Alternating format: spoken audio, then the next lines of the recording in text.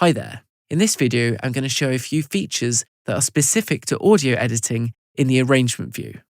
First of all, let's look at fades and crossfades. So these are something you can use on audio clips in the arrangement view. They can be used to blend between two audio clips, or they can be used just to remove any clicks or pops at the end of your audio clip. So if we look at this audio clip we have down here, you may be able to notice when I hover the mouse over it, we get these boxes in each corner.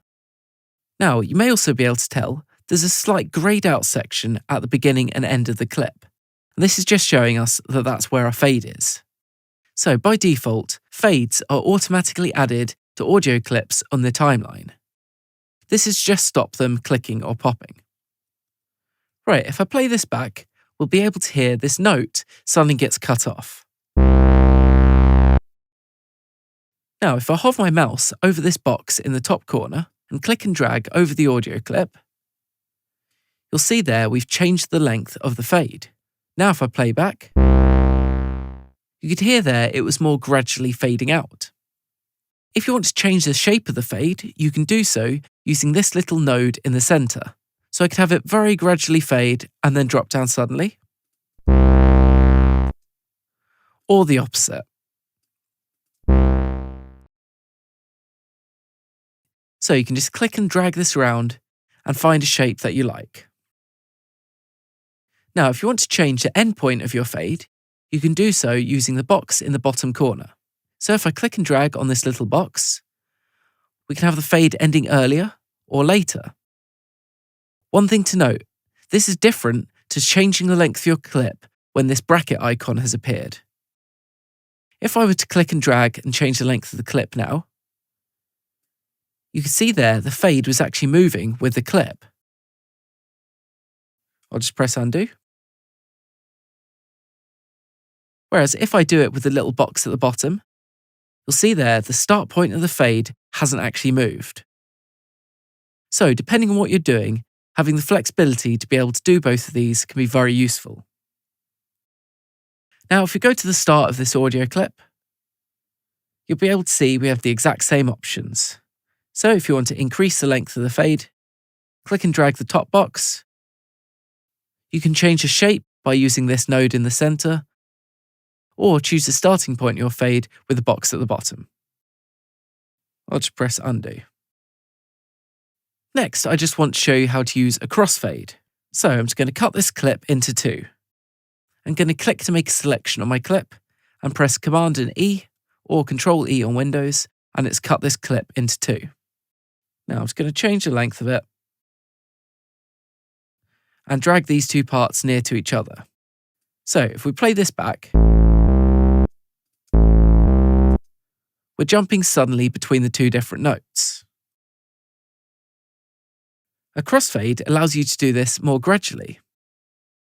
A quick way to create a crossfade is select the clips that you'd like to make a crossfade between. So I'll click on one to make a selection, then hold Shift and click on the next clip. Then if I right-click on the clip, I can select Create Crossfades on Clip Edges. Or you can use the shortcut Command-Option-F on a Mac, or Control-Alt and F on Windows. Now this has created a crossfade. It's only a very short crossfade at the moment. You can change the length of your crossfade just like a normal fade. So I'll do quite a long crossfade this time. And play this back.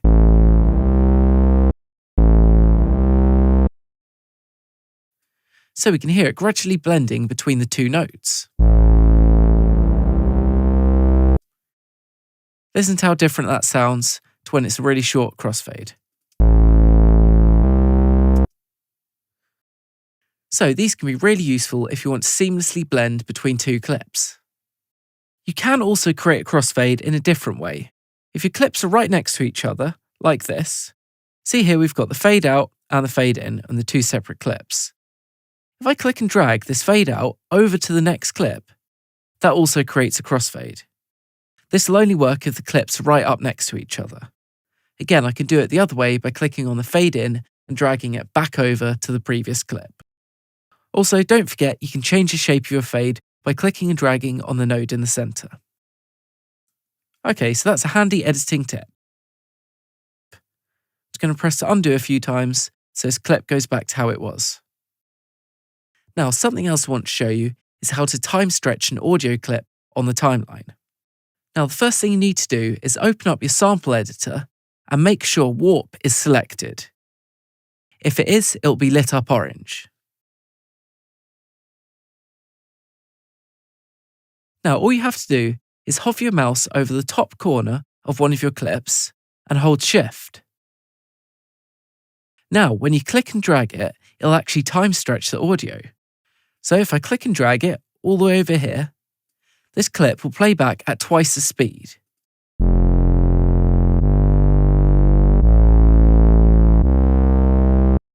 So if I press undo,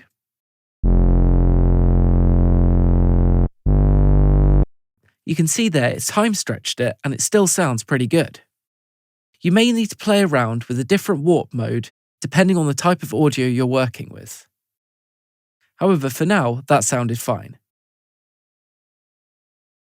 Again, if you wanted to slow something down, just hover over one of the top corners, hold Shift, then click and drag. So that's a really handy creative editing feature that you can use in the arrangement view in Ableton Live. Now, one final editing feature that you can use in the arrangement view is reversing audio clips. So I'm just going to shorten this clip once again. I'm going to make it really fast this time.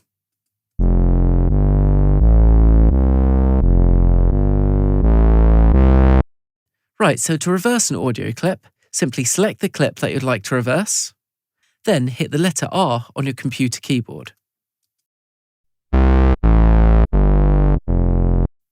Or you can reverse it back again. If you like, you can reverse just a small section of an audio clip. So just click and drag over the lower half of an audio clip, then use the shortcut R, and it will reverse just this section. You'll see there it's actually cut this up into two different clips. This doesn't sound particularly interesting on this simple bass note. However, if you have recorded a guitar or a vocal, reversing it can sound really good. So that was just a few quick audio editing features that you can use in the arrangement view in Ableton Live 11.